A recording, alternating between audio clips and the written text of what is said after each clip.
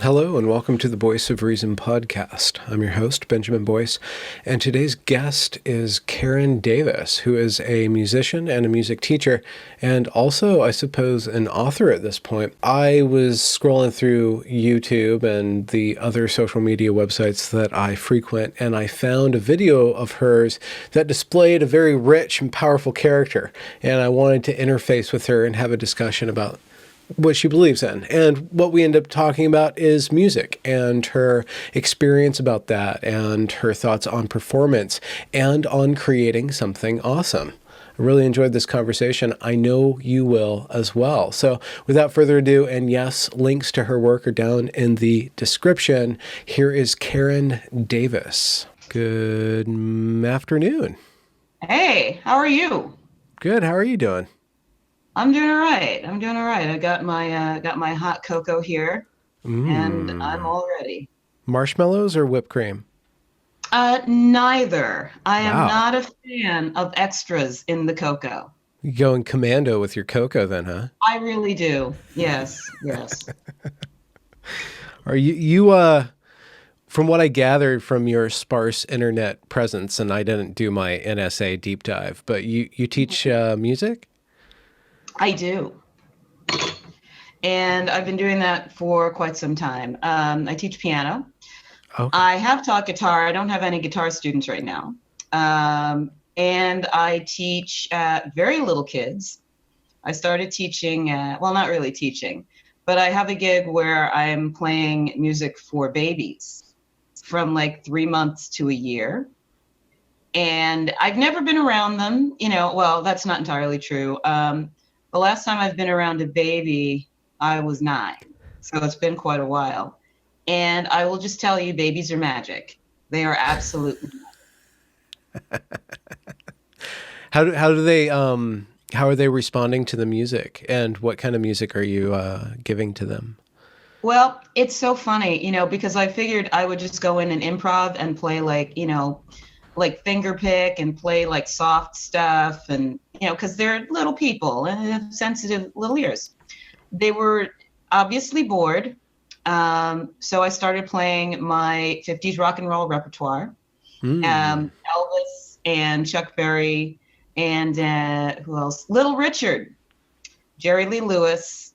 They are not big on the Led Zeppelin at this point, which is disappointing to me, but musical tastes evolve and they're very young. There's this one little boy, he just turned 1. He listens, he makes eye contact, and he claps, which is watching a 1-year-old do this. That's your whole day right there. You really don't need very much after that. Some of the younger ones are starting to bounce. They sit there with their little baby bodies and they bounce. And it's amazing. Does that 1-year-old have rhythm? Is he able to line up with you yet? Not yet, but he's very bright, and I suspect that he very well may in a very short period of time. I was teaching preschool in the aughties and some of the 2010s, and I was a preschool aide, and then they gave me a full-time gig working with the toddlers, which is 1 to 3, and I had to completely readjust my whole landscape of interaction because they're really rather pre-verbal. What I ended up doing is bringing in a guitar and then just kind of really building my communication from the ground up, like just with syllables and very basic things. Yeah. Got a couple of kids' albums out of that. Have you been composing for them? You think you will? No, it didn't occur to me to do that, but maybe I will. One of the things I like to do when I teach piano is have my kids compose, because if they're learning how to read music, sometimes actually putting notes on the staff or, putting notes together helps cement some of those concepts that this note is still this note, regardless of what's on either side of it. It's still in the same place on the piano or on the guitar. It has not moved. And, one of the funny concepts is that, when kids are learning how to read the staff, is that they really want the note to be something that it's not. They want it to be a note that they know.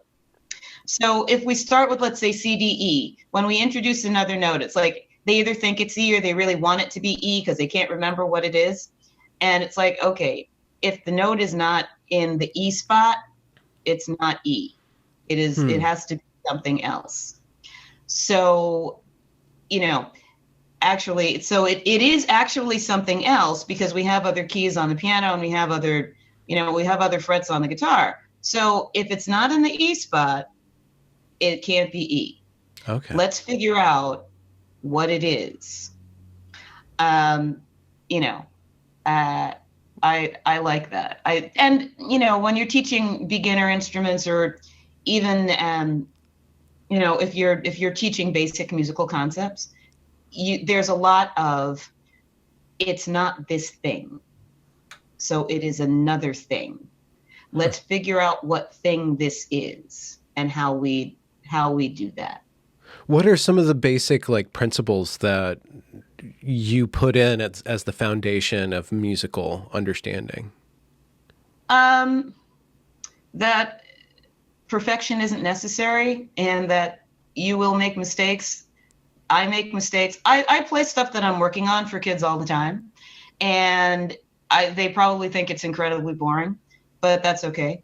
And if I'm playing in between lessons or if I'm playing while the kid is getting set up at the computer, I don't swear, but they will hear me say, yeah!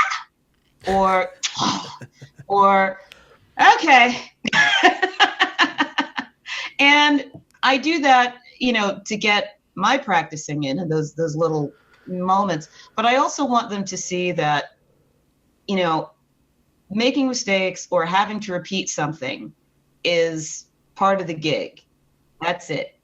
I am far from a virtuoso. And so I have to practice to get it right.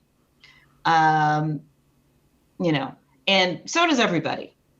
So that's one of the first things I want them to learn. And then we talk about, basic note recognition, this line, if it's on this line, it's this note. If it's in this space, it's this note.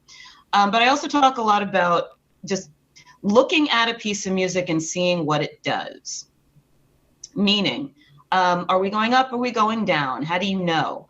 And I do a little thing to help kids learn how to read music where I call it following the path, where I'll make a staff. I won't put a clef on it. And, I'll say, just play this. Look at how the notes are traveling. If they're going up, you go up. If they're going down, you go down. If we're stepping, then step. If we're skipping, then skip. And I start doing that right away to teach kids how to sight read and also to teach them to not be intimidated by unfamiliar text. Because it's all just music. It's 7 letters, right? A, B, C, D, E, F, G. And it repeats. And that's it. That's all it is. And in different combinations. And sometimes the combinations aren't even that different. So I teach a lot about patterns like chord progressions and stuff like that. And that's what my teachers did. And it bored the crap out of me. I was like, okay, I know. G, D7, right. Bach does that all the time. I know. And and then it's like, well, then if you really knew, you wouldn't be making these mistakes. So why don't you play that another 4 times and maybe be quiet? So, but it's in my head. And so when I started songwriting and when I do compose, it's like, okay, so why don't you use that 1-5 pattern? Because everybody likes it and it works. Yeah.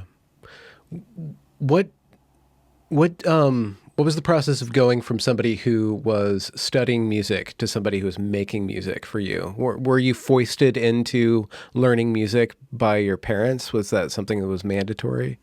No, I was asking for a piano when I was 3. And I was telling people that I'm going to be a singer and a teacher. What else was I going to be? I was going to be a singer, teacher, doctor, and a piano player.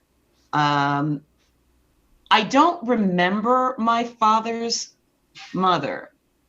She died when I was very young. I have a vague memory of someone who I thought my grandmother was. Anyway, she played piano. She was a working musician. And I have a very, very vague like memory of being in some old lady's house, and she had a piano, and I wanted a piano. And my parents finally got one for me when I was 8. It was a surprise. I came home from school one day, and there was a piano, and I was like, for a minute, I was like, whose is this? So I started taking piano lessons, I guess, fairly soon after that. My mother taught me a little bit because her father also played piano, but he played piano by ear. Mm-hmm. So I pretty much decided that I was going to be at least some kind of musician, basically from the time I was a toddler. And then, I went to Catholic school, and we had a folk choir because that's what you did. And it was mostly girls. And so I was introduced to guitar playing by the cool girls and, the kind of nerdy girls in my Catholic school. And so I learned how to play like some basic chords and stuff like that. And I'll tell you something, those of you that want to play rock guitar, that's kind of all you need. And I would also play at summer camp, which was all girls. And so it's like, I feel like the learning with guitar anyway, with guitar and singing, the learning and the making of music really happened at the same time. Okay. Piano for a very long time was more of my private world. It was like my, it's an intellectual pursuit. And how can I say this? I am not a great pianist by any means. I do okay. I like what I like. I play, I think, reasonably well. But for people who really play, no. And I'm talking about like virtuosos and stuff like that. Okay. And so I have good piano skills as far as, and I could do, what can I say? I could play stuff like Elton John and Jerry Lee Lewis. I can play some very nice boogie woogie. Thank you very much. But as far as being a classical performer, nope. But I still love it. I love to work on it, and I love the challenge that it presents. And I had some great piano instructors. My piano teachers were both concert pianists, and both lived in walking distance of my house. So I walked to piano lessons with concert pianists. Amazing. But anyway, so my parents did not want me to major in music when I went to college. And we had kind of a back and forth over that. And so the compromise was that I could double major in theater, because I figured I could teach acting, right, or dramatic literature. And I could also major in psychology, because then I could be a shrink. And they really wanted me to be a doctor. I'm terrible at math. Don't ask me to do it. Get somebody else. So I had my 2 majors, and I realized that I did not want to act. And when I was graduating or getting ready to graduate from college, a friend of mine, I was trying to put rock bands together, which is a whole other like mountain of nonsense and crazy. Wait, like trying to be an agent kind of thing, or trying to be a frontrunner? No, I was trying to find band? other musicians to play with. Okay. I had written a handful of very, very bad songs that I was extremely committed to, as one must. And I was trying to find players. Being a Black woman playing rock and roll, I've had so many people tell me that I don't know what I'm doing, but whatever. Oh, really? That's a whole that's a whole other show. Is this in the era of like Tracy Chapman kind of? Oh God, yeah. And see, people compared me to her, and I was like, because she's more folky then, and you wanted to be more hardcore. Well, yes and no. I mean, I think as someone who played classical music as a kid, right, and would also kind of mess around with it. Like you can really jazz up simba, very, very, very easily. There's a prelude that I was working on where if you play it slow, it sounds like boogie woogie. It's got that walking bass line under it. It's got trills in the left hand. And if you slow it down, it's got real, what can I say? It's got real soul in it. Okay. You know, the fact that it's a prelude and you play it at breakneck speed, right? It's like, well, you know, you don't hear that, but on your way to that, you know, you can hear it. Hold on for a minute. Let me illustrate what I'm talking about. I am such a teacher and a music nerd. Okay. Yeah, so you have this. Whoa, that's loud. Okay, hold on. You have this. Just here, right?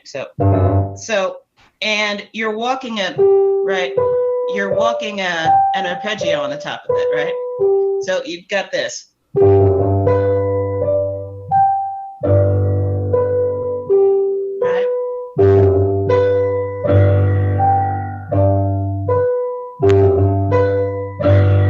So now, of course, you have to play that about 15 times faster. And so it becomes like this very light, busy, frilly kind of deal. But when you slow that down, I mean, I hear blues in that. So as far as genres go, you know, from the time I was about 13, 14, I was like, it's all bullshit anyway. You take a country tune, right? And you speed it up, as the country folks have figured out. You've got punk and you've got rock and roll. Yeah. It's really just a question of like tempo and whether or not your guitar is distorted and what the person's voice sounds like. What was I playing the other day? I was playing Not Easy by the Commodores, the other one. Rats. I can't remember the name of the song. Anyway, it's a country song. It will come to me in a minute.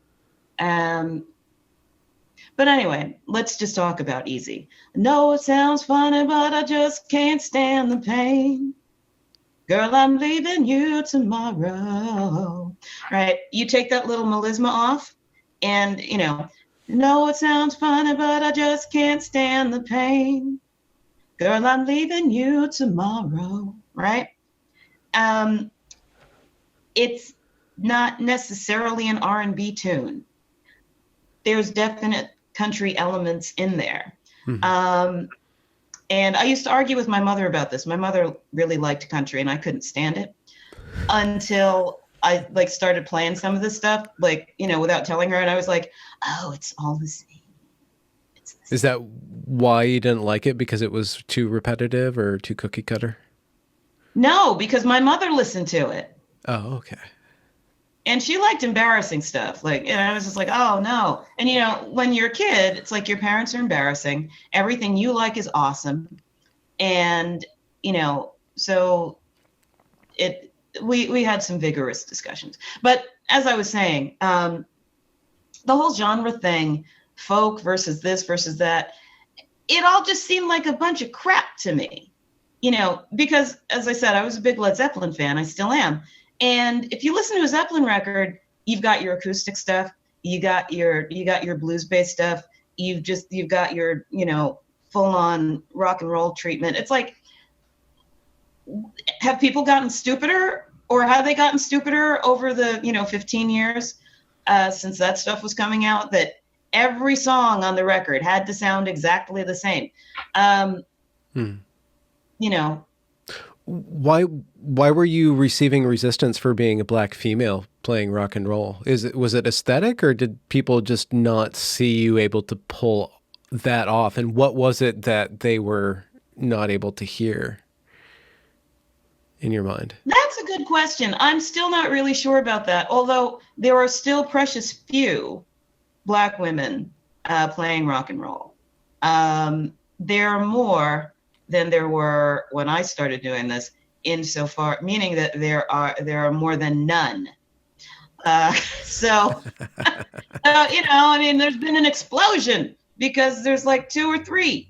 Yeah. So, and I don't think it's a matter of musical preference. I think that it's a matter of who the record industry feels they can sell. Okay, yeah. And if you're talking about rock and roll, particularly like the harder versions thereof, you are talking about the power fantasies or the fantasies of white men. Okay.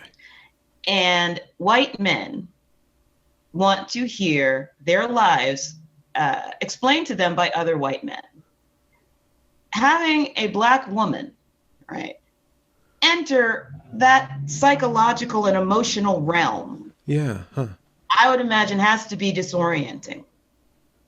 And I don't think it's necessarily racist. I think that it's cultural, and the cultural currency of rock and roll is white maleness. And I think that the record industry, such that it is right now, is aware of that. And seeing as how, you have online streaming and people aren't making money from record sales as much as they were, it's even more precarious than it was, back in the day, because there's not the same kind of revenue. I mean, rock and roll is not, it's not the moneyed thing right now. Yeah. So taking any chances with, someone who does not fit the mold, I could see why the industry wouldn't do that. At the same time, with Black folks, we're taught that rock and roll is not our music. And that if you play that, I mean, I was told this, that you're some kind of race traitor or you're abandoning the culture. And I'm like, well, hold on now. Because music is for everybody, But again, you're talking about a cultural signifier, who you are, where you belong, what you think, how you've lived. And so, now that I'm older, I understand where that comes from. I still don't buy into it, but it doesn't piss me off as much as it did when I was younger.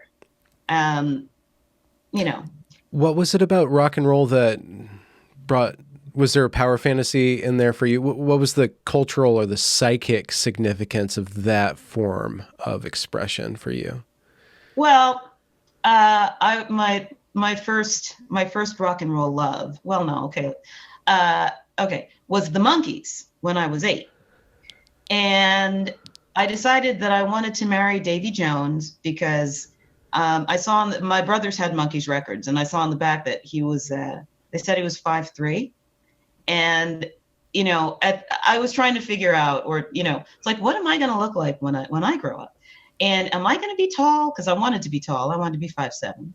And, I believe I had a couple conversations with my mother, and she's like, well, you'll probably be about as tall as your sister. And my sister is, I believe, 5'2". And I was like, really? Oh, that's kind of crap. But I figured I could marry Davy Jones because not only was he cute and English, but he was short. And so, I was the youngest of 4. So I was walking around looking up at people all the time. And I'm like, oh, I could just look at him. I wouldn't have to look up. We could stop that. Okay. So you were looking for some sort of gender equality then, or gender parity, perhaps. Yeah. And I also figured, like I said, he was cute and he was English. And so that was the thing. And as far as the other Monkees went, I thought that Peter Tork would be really nice to hang out with, but I didn't want to marry him.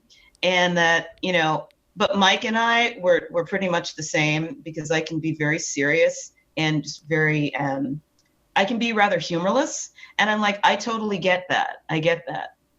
Don't want to marry him though.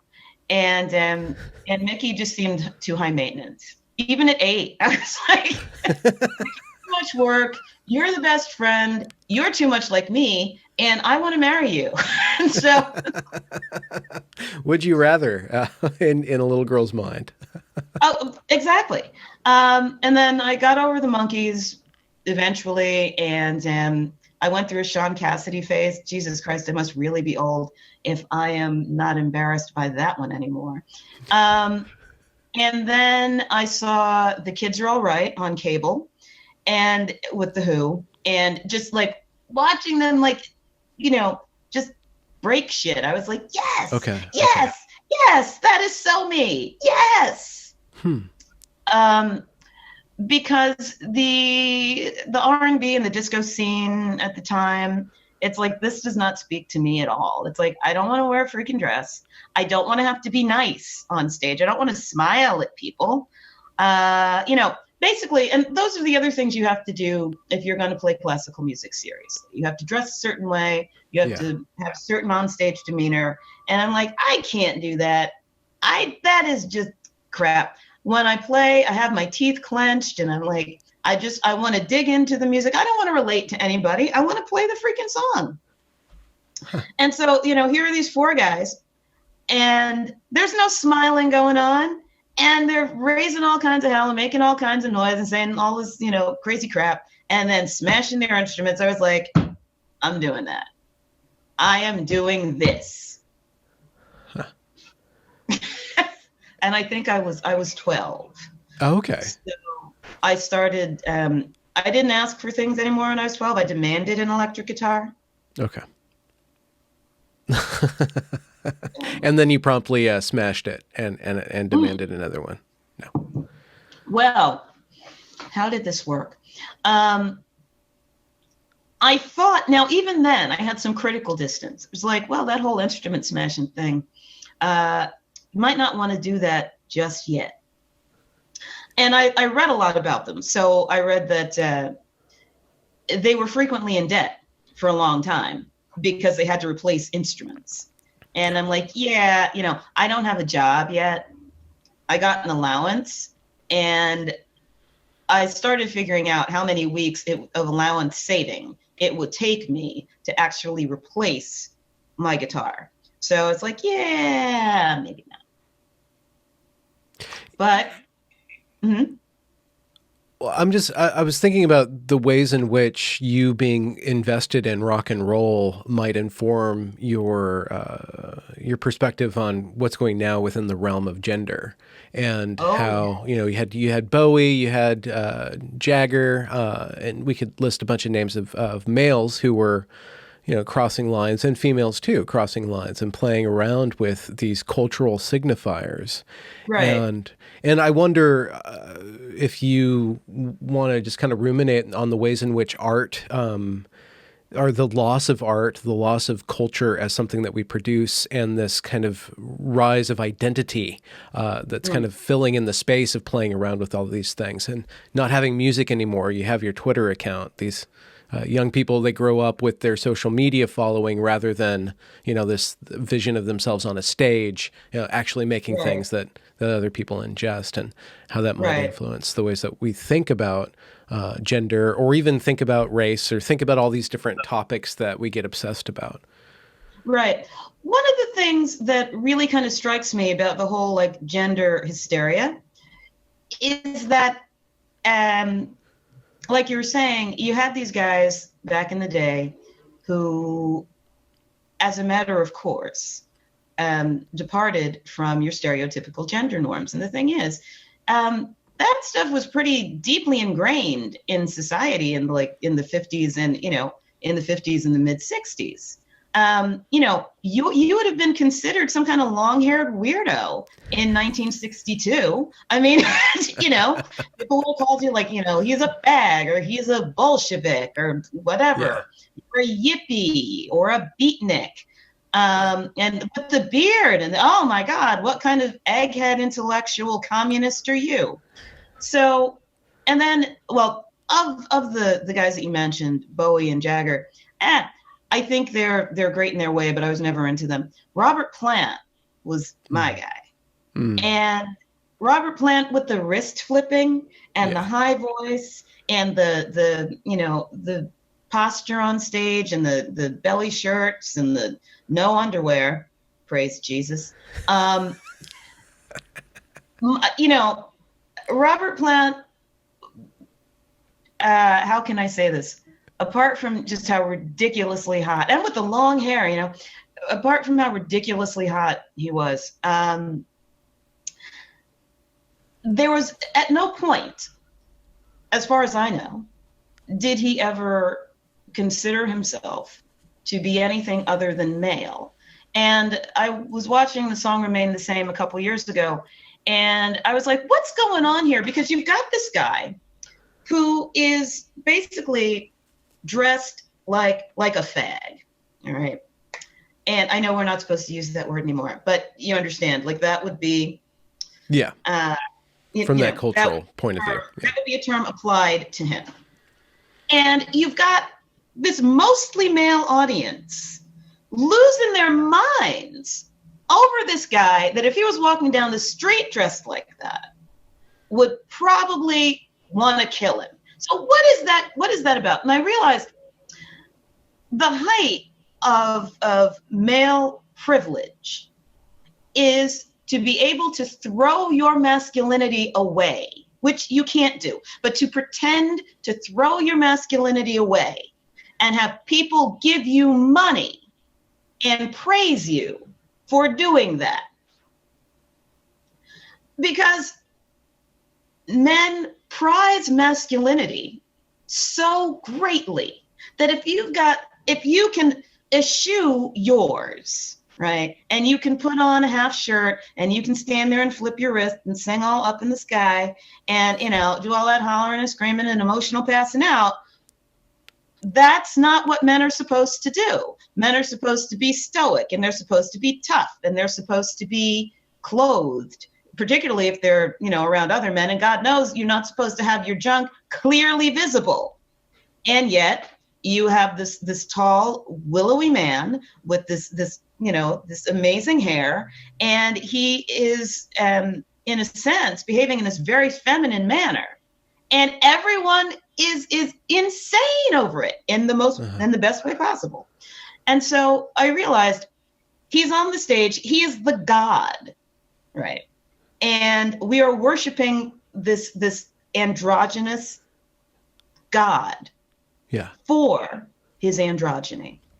Well, yeah, but it's not an androgyny that's sexless. And I bring that up because there's an aesthetic kind of, I guess, trend or an aesthetic vein that's being explored right now by young people specifically, probably in their mid or early 20s, where they want to be non-binary. And if you look at the ways in which they present themselves, you know, it's guys kind of putting on frilly dresses and stuff, and the females, it's like they're trying to converge on some sort of androgyny that seems very sexless, where you have Robert Plant and the other guys that I mentioned. That is not a non-sexual androgyny. That is that's like the merging of the opposites. That's like we're going to bring male and female and we're going to rub them together in one body kind of thing, rather than kind of try to escape that.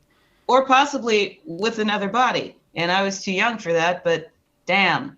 Anyway, I mean, it's highly sexualized, right? Yeah.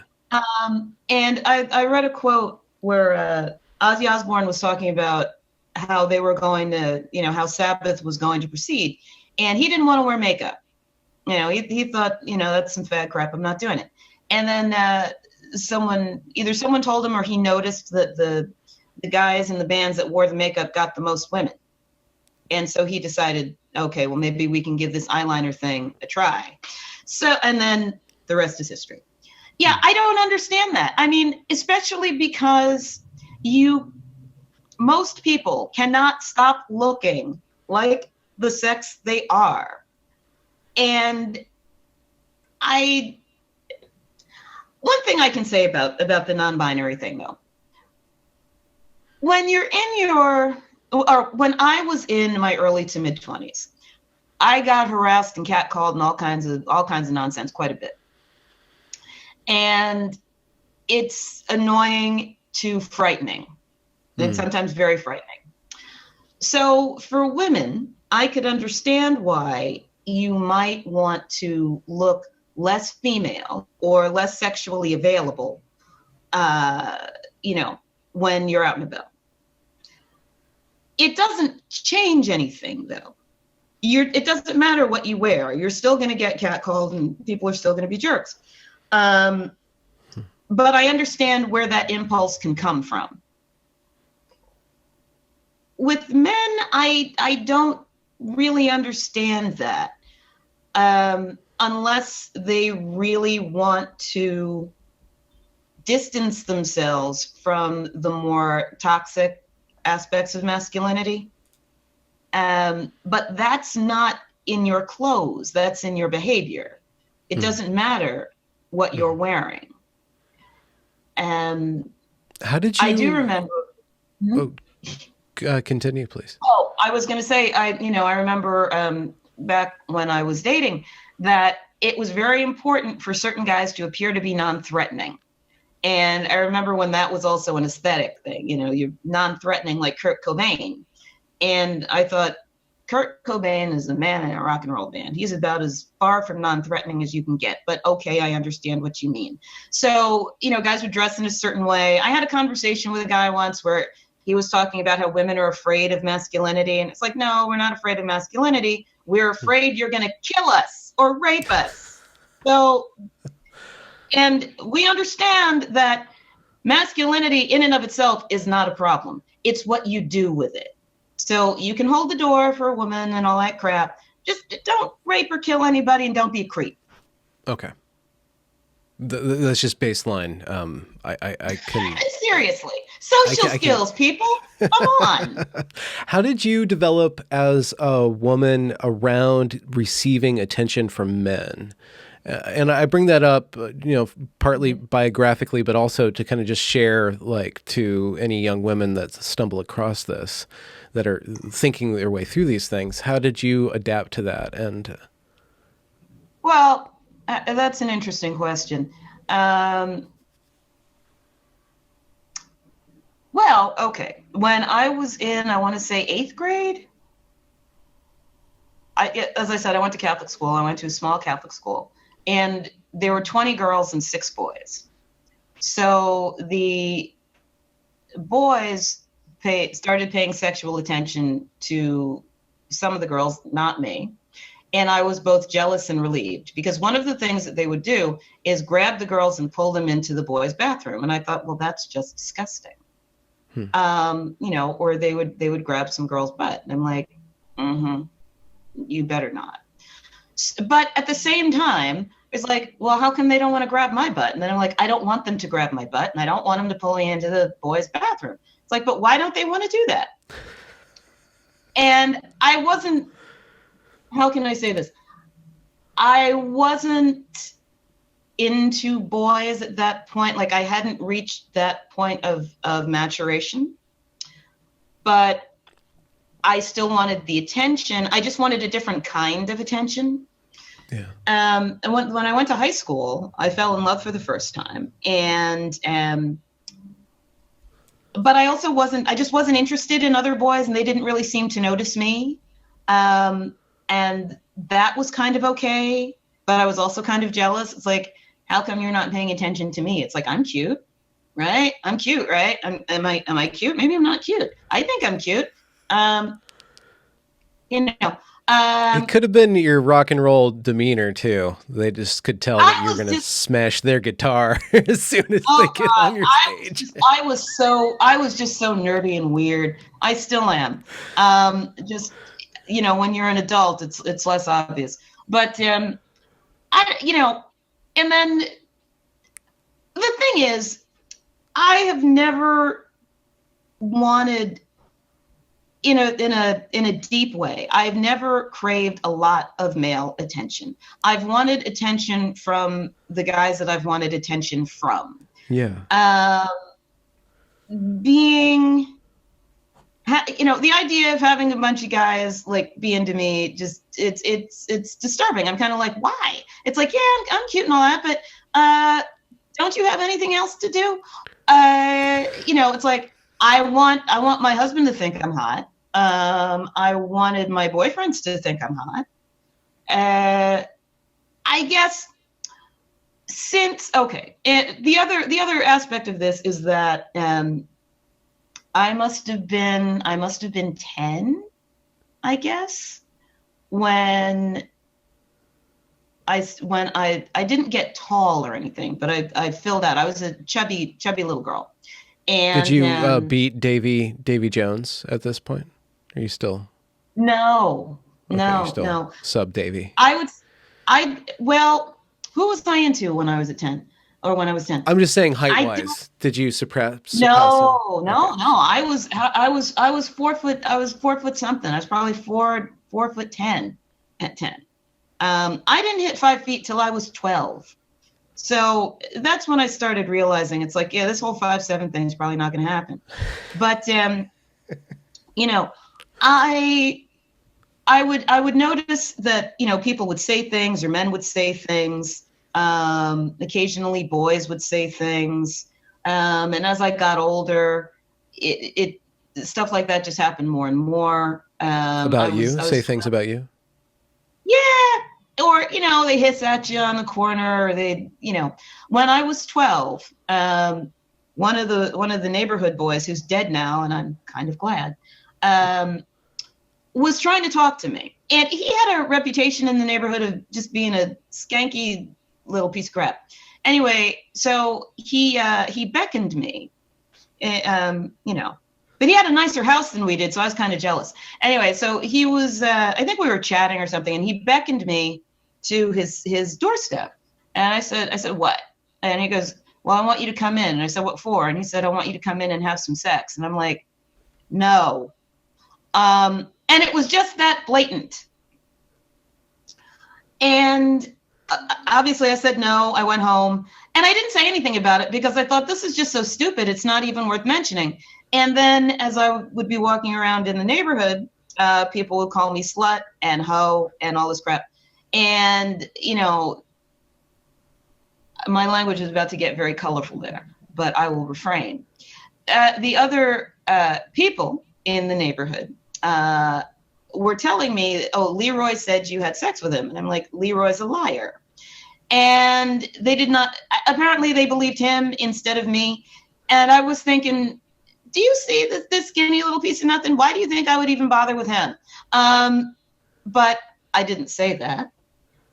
And this idea that I was one of Leroy's conquests seemed to persist.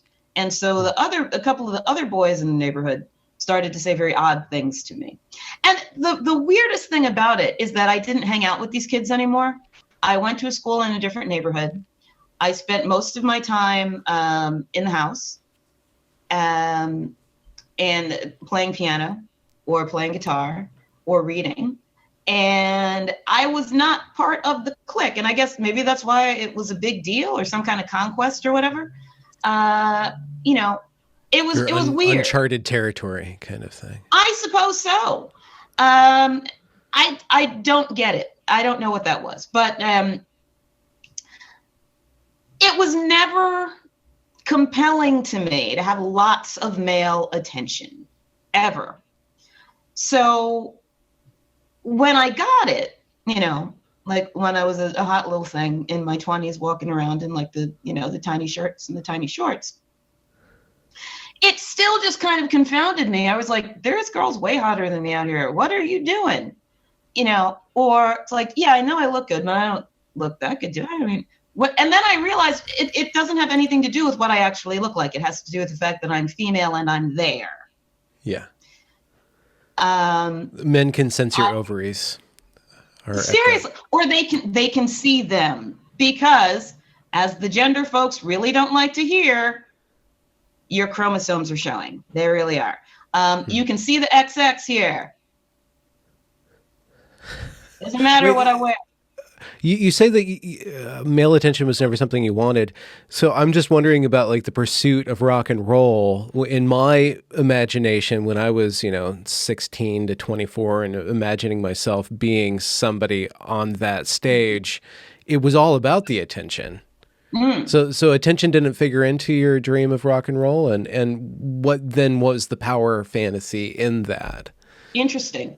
I would say that the attention that I anticipated was not sexual attention. Okay. I wanted to be recognized as a singer and a songwriter and a rhythm guitarist. Since I didn't find Pete Townsend particularly alluring, I guess I imagined that I would be some kind of Pete Townsend-like figure. I'm sure there are plenty of women who are all about some Pete, but I was not. I think he's a brilliant songwriter. He's an amazing producer and arranger, and just the creativity. Oh my God, please, it's off the hook. So my question was, how do you write something like Quadrophenia? How do you do that? How do you come up with something like Tommy? Or how do you even wrap your mind around putting out a record like Who's Next, or or the Who by Numbers? Like, how do you do that? How do you create this stuff? What goes into that? I also went through a big yes phase where I was convinced that John Anderson is just magical. I don't know. It's like the stuff that he comes up with, it's just magic. It's like regular human beings can't come up with that. But how do you do that? How do you ascend to that level of creativity and awesomeness? And I also don't find John Anderson particularly alluring. So again, for me, it's like the pull was artistic, not necessarily sexual. I thought Roger Daltrey was hot, but I didn't want to be Roger Daltrey. I wanted to be Pete Townsend. I thought Robert Plant was hot, but I didn't want to be Robert Plant. I wanted to be John Anderson. Or, in terms of my voice, I wanted to sound like a combination of Aretha Franklin and Janis Joplin, who I also don't find particularly alluring. I think they're huge, huge talents. And, I wanted to have that kind of power and that kind of command over my vocal instrument. It was not about hotness for me. What do you think about that then, that pursuit of what you call awesomeness? How does, how do you, let's put it in terms of how would you teach some kid that, or I guess even teach them what it is that awesomeness is? How would I teach them? That's a good question. The first thing you need is confidence. And I say that because when you're singing, if you aren't confident, your voice is not going to come out the way you want it to. And if you want to sing with power and volume, you can't be afraid of making sounds. You also can't be afraid of sounding bad. So you really just kind of have to, like, for lack of, I was going to say balls. You have to ovaries your way through that. And that took me a really long time. I wasn't able to do that until I was on stage by myself. I wasn't able to do that until I was in my 20s, or until I was about to graduate from college. What do you think was holding you back, if you don't mind me asking? Well, one of the basic things... maturity, or? Anxiety, for one thing. And then if you're a Black woman and you come from the Black community, you're expected to be able to sing really well. And if you can't, people will let you know. So it took a while for me to get past all of that to become the awesome diva that I am now. But also I wanted to sing rock and roll. And so the stuff that I was actually singing wasn't the kind of stuff that's going to grow your voice. You know, if you're going to sing, you have to sing stuff where you're not going to sound good and where it's uncomfortable in your voice, it's uncomfortable in your body. You have to grow it. So if I were teaching someone to perform, the first thing I would teach them is confidence, and I would have them talk loud, particularly girls. Lately, there's a thing with the baby voices, and everybody's voice is very soft and very immature sounding. And I was not taught that. I was taught to talk like this. So confidence. And then, of course, we'd work on skill and posture and breathing and singing on pitch and all that good stuff. But if you're not allowed to be loud, you cannot sing properly. And you also can't play instruments. You just can't, because piano's loud. Acoustic guitar is not all that loud, but it's loud enough. If you want to play electric guitar, it's loud. You have to be allowed to be loud. And in here first. Forget about what's going on out there. If you're not allowed to do that in here, you're not going to be able to do it. How that really strikes close to home. There's this story that I told about a college that I went to, and one of the main characters is a woman who basically, you could say that she riles up the kids to overthrow the college, right? There's this huge protest, and there's this woman behind it that's kind of egging the students on the whole time. And she's got a lot of ideas that I strongly disagree with, but she makes her Black identity central to herself, and then she bases that all on oppression. And there's this one clip of her giving this lecture, and at the end of it, she talks about how when she was told to sing, she was told to shout, and she says that singing is controlled screaming, and in a manner of speaking. So I want to articulate this correctly, but it seemed like she didn't have an anchoring in beauty or something outside of that loudness and that volume. Right. And that really shaped her aesthetic. And then it also shaped the way that she was able to influence everybody around her, which I saw was very, very destructive. So taking that loudness, how do you control that? And is there an anchor in some sort of aesthetic sense of beauty, or another aesthetic sense that's not beauty, that guides you into not just being a complete force of nature in a completely negative way? That is a very interesting question. And that's another thing that I do, particularly when I teach group classes.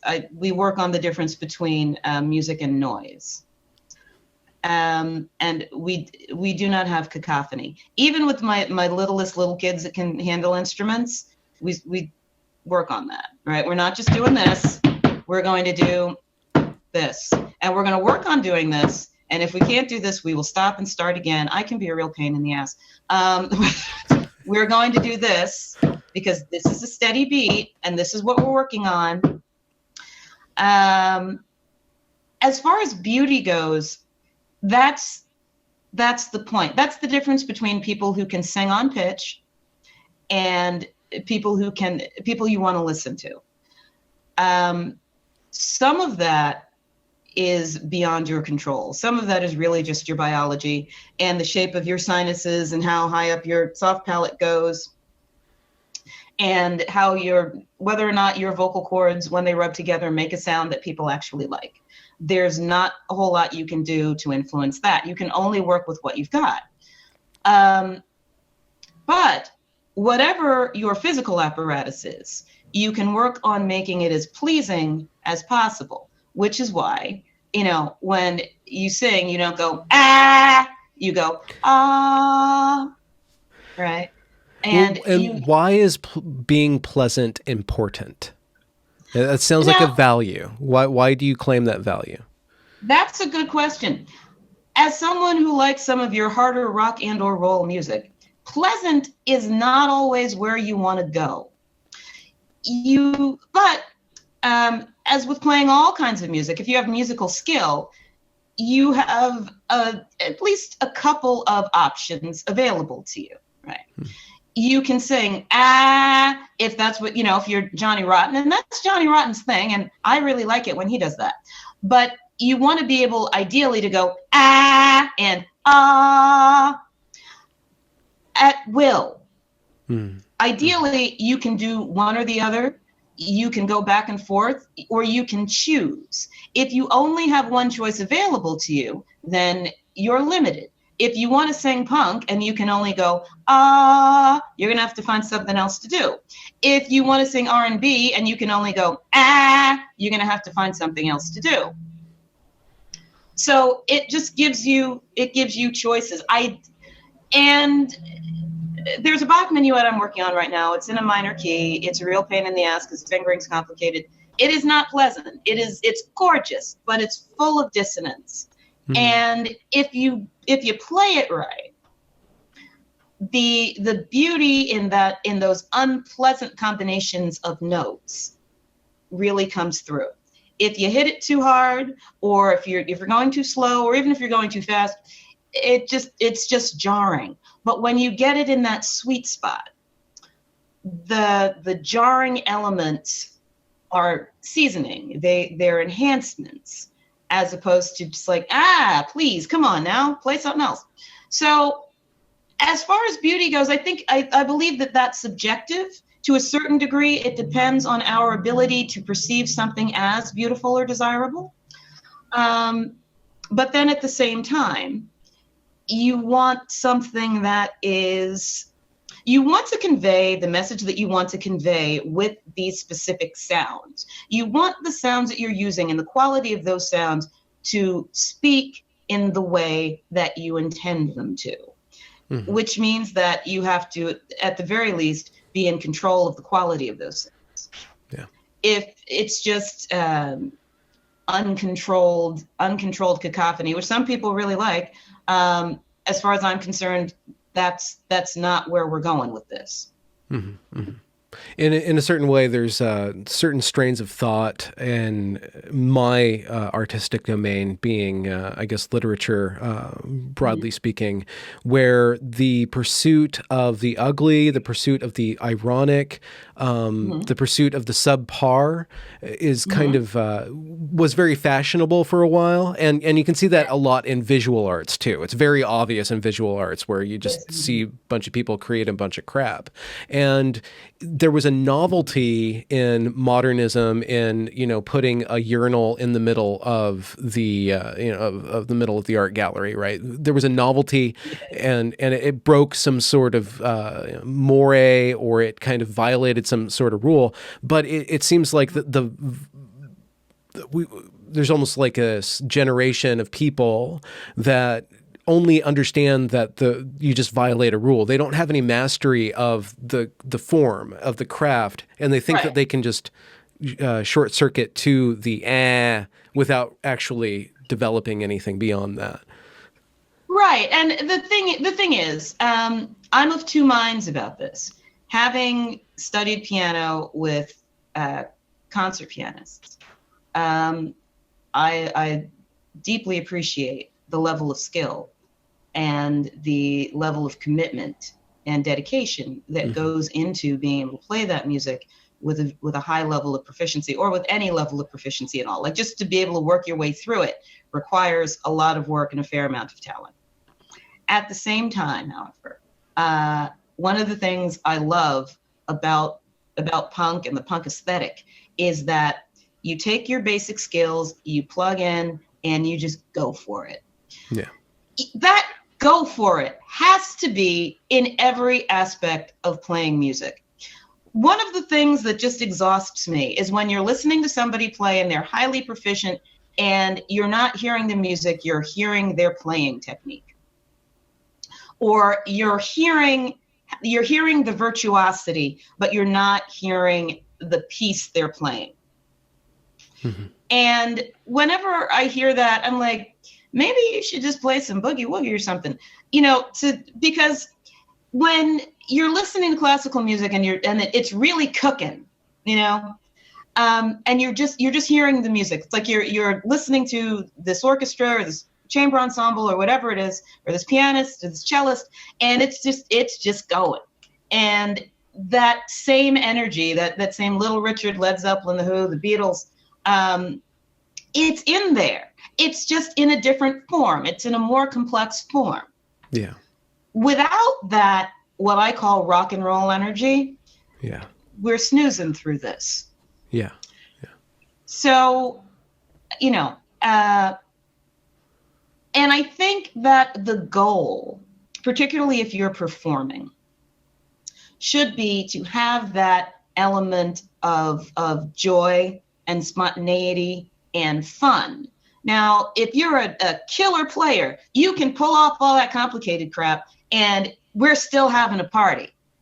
If you're not that good a player, that's not a problem, as long as you're not beating me to death with, with some, and turning something into some kind of ponderous exercise that really should be enjoyable, which is why I think that anybody can play music with any level of skill. You just have to, it's got to be fun. It's got to cook. If it's dragging, it's not a good thing. And you're better off playing stuff that's maybe a little easy for you. And you get that, you you get that swing, you get that rock and roll going, then playing a whole bunch of complicated stuff where you're so focused on playing that you're not communicating anything. You're just, you're working. Mm-hmm. Mm-hmm. Do you have any advice for people in this moment in history that we're sharing with each other right now? Oh, God. Very broad, open question. Just like a bit of wisdom. Eat tasty food. Eat tasty food. Yeah, because look at all the crazy crap that's going on. This guy doesn't want to leave office. He's been voted out. He keeps losing, and he's still like, oh, no, I really won. Yeah, kind of no, you didn't. Stay grounded in reality as much as possible. Try not to worry about this crazy shit because it's going to be over eventually. But one of the things that I find particularly fascinating and disturbing about this moment that we're experiencing right now is this belief that it is what I say it is because I said it. I didn't lose the election because I said that I won. And I see that in the gender arguments as well. It's like, I'm a woman because I said so. I'm a man because I said so. And if you say that this is not true, you're a liar, you're a bigot, you're oppressing me, you deserve to go to jail, you're trying to kill me, and all this crap. I see what's going on in the presidency as a parallel. Mm-hmm. And maybe that mode of thinking that says it is what I say it is, regardless of what it actually is part of the, let's say, the societal thought process that we're going through right now that allows the whole gender madness to proliferate. So I would say stay grounded in reality. Mm-hmm. And the counter to that then is to stay grounded in reality. Right. And to remember that words actually mean things, that we are able to communicate because we have an agreed upon vocabulary. We have defined terms that the meanings of which have not changed because we're in a moment of collective fantasy and delusion. Reality, it's still what it is. COVID is real. Men can't be women. Women can't be men. Trump did not win the election. Eat tasty food. Try to eat fruits and vegetables every day and try to exercise. I mean, I don't even know what else to say right now. It's just so crazy. That I think that perfectly. That's the spoonful of sugar and the medicine at the same time. There you go. Is there anything that we can? I'm gonna share people your YouTube channel, which I love. You really just you lay it out there. And I really understand. Somebody watches a couple of your videos, they really understand what you're talking about with rock and roll because you just lay it down. Is there any other projects you're working on? I am writing a novel about musicians. Ooh. And as a first-time novelist, of course, I had a very ambitious project that has proven to be quite unwieldy. I'm getting to the point, though, where I'm going to be ready to send out a query letter fairly soon. The goal is to get the first third of it into shape so that there are no logic holes. The first time through, I got the first time I did the revisions, I got rid of all the plot holes. Mm. Second time, is like, now there's these gigantic logic holes in there. So that's what I'm working on now. I've resolved that if I ever write another book, it will not be nearly as complicated as this thing. But it's fun. Every time I read it through, I have a great time. I have a really good writers group, and they're enjoying it. I figure as long as I am not tormenting them, then I must be doing something pretty good. And I am writing a little tiny screenplay about the Equality Act and the admitting men into women's safe spaces. So the Equality Act having to do with gender, then? Yes. Putting gender identity on the same footing as biological sex. That's a big problem there. But I'm writing a little screenplay about that. The first scene of that is available on my Patreon page if you become, if you want to support me via Patreon. So I'll be I'm working on the second scene of that today, so I want to try to get that up today. And I'm working my way through some Bach preludes, which are wonderful and somewhat complicated, but good preparation before I move on to his more major works that I played when I was a kid. So that's kind of a fun thing. What do you envision your YouTube channel to be? Rants? Do you think you'll be doing any? I don't mean rant in a bad way, but will you be posting any music there? Possibly. I'm thinking about it. I also started working on, I guess, kind of a feminist anthem.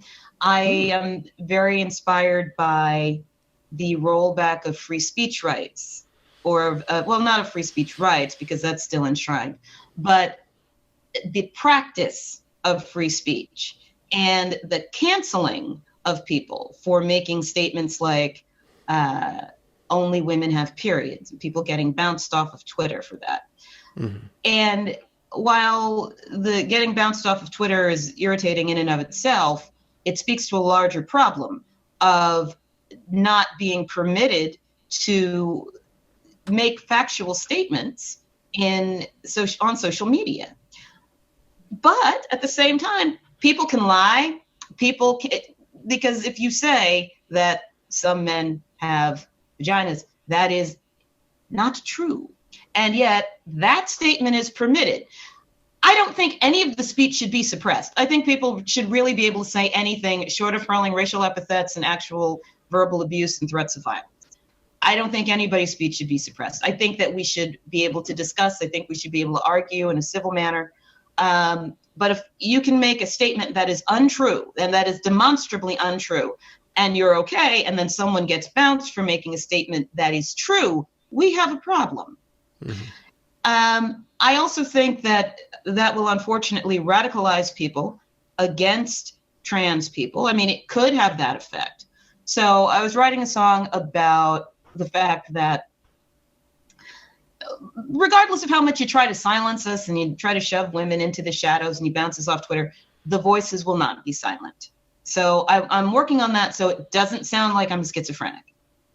How would that happen? The chorus that I came up with, or that I initially came up with, like, his voices, you'll always hear our voices, and I'm like, oh, okay, yeah, work on that. We're gonna massage that. So I have cool music for it. I'm still working on the lyrics. Oh, fun. Cool. Yeah. And then will that be, where do you drop that track, as they say? Oh, I have no idea, because I have to finish it. It's a piano piece. I'm not writing it on guitar. Okay. And considering that I generally don't perform on piano and have significant piano anxiety, it might take a little while. But what I'm thinking of doing is just putting it up as it develops, and posting it as a work in progress. That this is where we are right now. This is where the lyrics are. This is what the music's going to be, and kind of taking all of the pressure off of me and off of the song to actually be anything. I'm very process oriented, so while I would love to have this evolve into a larger project, I am not going to put that kind of pressure on myself right now.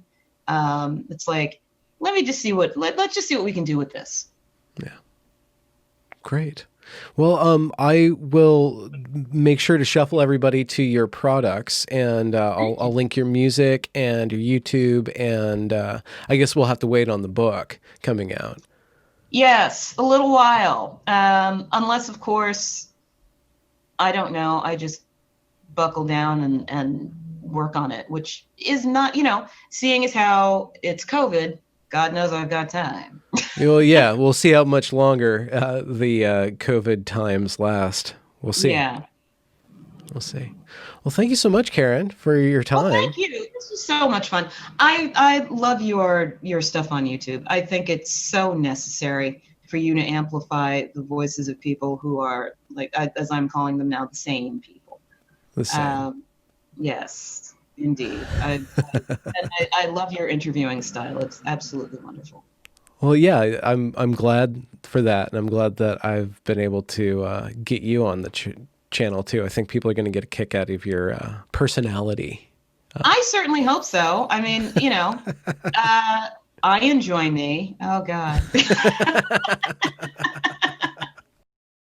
Congratulations for reaching the end of the podcast. If you enjoyed this product, consider donating to this channel via paypal.me/Benjamin Boyce or joining me on Patreon. Also follow me on Twitter at Benjamin A. Boyce.